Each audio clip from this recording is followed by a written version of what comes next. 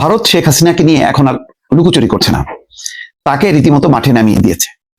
এটা মনে করছেন ভারতীয় রাজনৈতিক এবং কূটনৈতিক বিশ্লেষকরা। কেন? তার একটি রিপোর্ট বা বিশ্লেষণ দেখলাম যে বিবিসি বাংলায়, তার শিরোনাম হচ্ছে অতিথি শেখ হাসিনাকে ভারত কি ধীরে ধীরে আনলক করতে দিচ্ছে। জি, আগে এক ধরনের শেখ হাসিনার উপর নিষেধাজ্ঞা ছিল যে নিয়ন্ত্রিতভাবে যাতে শেখ হাসিনা তার কথাবার্তা বলে, কিন্তু 3টা আন্তর্জাতিক গণমাধ্যমে শেখ হাসিনার সাক্ষাৎকার, এটা একেবারেই পরিষ্কার যে এটা ভারত সরকারের জ্ঞাতসারে হয়েছে এবং হয়তো ভারত এই ব্যবস্থাপনাটা করে দিয়েছে বলেই একযোগে তার সাক্ষাৎকার এই 3টি আন্তর্জাতিক গণমাধ্যমে উঠেছে। দেখেন, শেখ হাসিনা যা বলছে তার সাথে কিন্তু ভারতের বক্তব্য মিলে যাচ্ছে। কয়েকদিন আগে ভারত যে ঘটা করে বাংলাদেশ থেকে সাংবাদিক নিয়ে গেল পররাষ্ট্র মন্ত্রণালয়ের মাধ্যমে, তাদের পররাষ্ট্র মন্ত্রণালয় পররাষ্ট্র সচিব এবং মুখপাত্র রণধীর জয়সওয়াল উপস্থিত ছিল এবং সেখানে তারা কি বার্তা দিল যে তারা কি কেমন নির্বাচন চায়। তারা নির্বাচন চায় অংশগ্রহণমূলক, স্বচ্ছ এবং অংশীদারিত্বমূলক। মোট কথা, আওয়ামী লীগকে নিয়ে নির্বাচন করতে হবে, এটা হচ্ছে তাদের প্রত্যাশা। শুধুমাত্র নামটা উচ্চারণ করেনি, কারণ আগে তারা তাদের যে ভূমিকা ছিল সেই ভূমিকা ছিল একদম পশ্চিমাদের বিপরীত। এখন তারা সামনের নির্বাচনে আওয়ামী লীগকে চায়।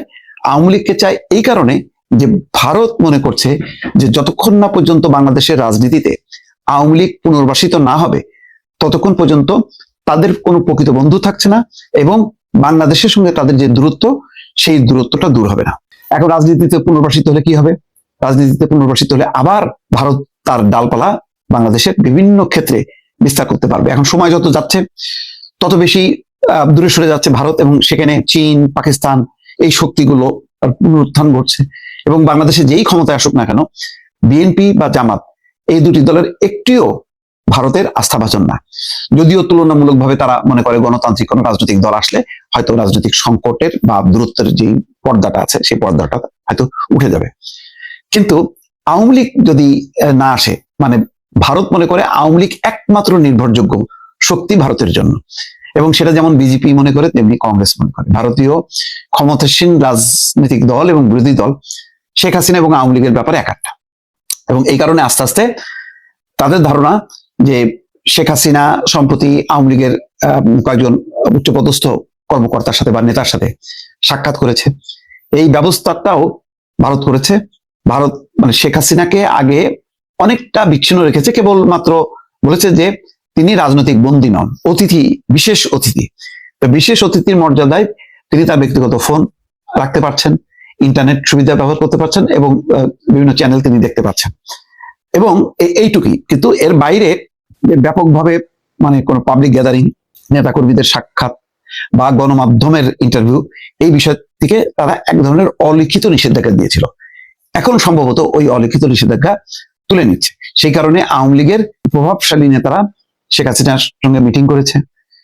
তারপরে সজীব ওয়াজেদ জয় আমেরিকা থেকে এসে মায়ের সাথে দেখা করেছে এবং আস্তে আস্তে মানে সেই যে লক অবস্থা থেকে আনলকে চলে যাচ্ছে। এবং আনলক যাচ্ছে এই কারণে যে আওয়ামী লীগের নির্বাচনে অংশগ্রহণ, বাংলাদেশে নির্বাচনে অংশগ্রহণ যত অনিশ্চিত হয়ে যাচ্ছে তত বেশি ভারত দুশ্চিন্তার মধ্যে পড়ে যাচ্ছে এবং এখন শেখ হাসিনাকে ব্যবহার করতে চাইছে। অর্থাৎ শেখ হাসিনা যখন নাকি মুখ খুলবে তখন বাংলাদেশের প্রতিক্রিয়া হবে। শেখ হাসিনা যাতে মুখ না খোলে, শেখ হাসিনা যাতে কথা না বলে, সেজন্য বাংলাদেশের পক্ষ থেকে চেষ্টা করা হয়েছে। নরেন্দ্র মোদীকে বিমস্টেক সম্মেলনের সময় সেই ব্যাংককে সেখানে রিকোয়েস্ট করেছে যে ঠিক আছে, আপনারা শেখ হাসিনাকে যদি রাখতে চাচ্ছেন রাখুন, কিন্তু তাকে কথা বলতে না করুন। তিনি কথা বলে বাংলাদেশে একটা অস্থিতিশীল পরিস্থিতি তৈরি হয়। তখন কৌশলে এড়িয়ে গেছে, বলেছে যে সামাজিক যোগাযোগ মাধ্যম নিয়ন্ত্রণ করার ক্ষমতা তার নেই। কিন্তু আসলে কি তাই? নিয়ন্ত্রণ কি করতে পারে না? নিয়ন্ত্রণ কি করছে না? ভারত করছে। এখানে করছে না এই কারণে যে হাসিনাকে একটা ঢাল হিসাবে ব্যবহার করছে ভারত।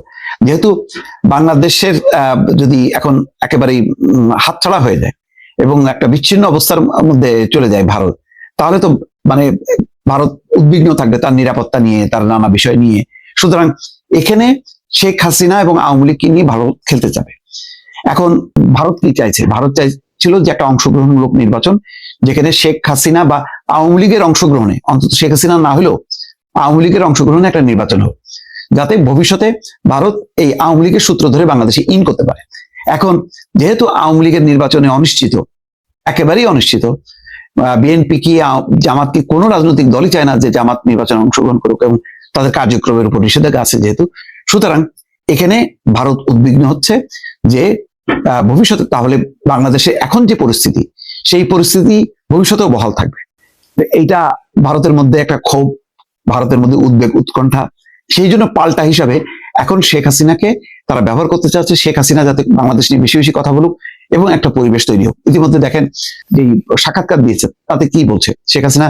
বলছে যে নির্বাচনটা অংশগ্রহণমূলক হইতে হবে, আওয়ামী লীগকে বাদ দেওয়া যাবে না, বাদ দিলে বিভক্তি তৈরি হবে, না অনেক কিছু।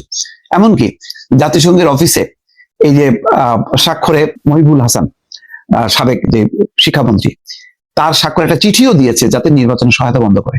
তো এই তৎপরতা সবগুলি কিন্তু দিল্লি থেকে সংগঠিত হচ্ছে, এটা পরিষ্কার, এবং ভারত সরকার জানে।